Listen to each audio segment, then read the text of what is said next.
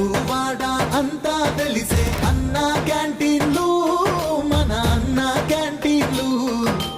5 రూపాయలకే తీర్చే అందరి ఆకలిని, మన అందరి ఆకలిని.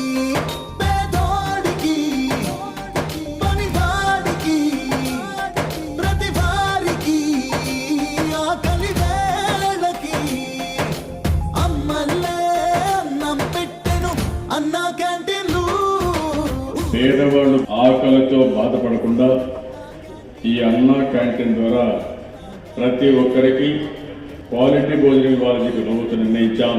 అన్నగారి పేరు మీదనే తెచ్చను నేడు మన చంద్రన్న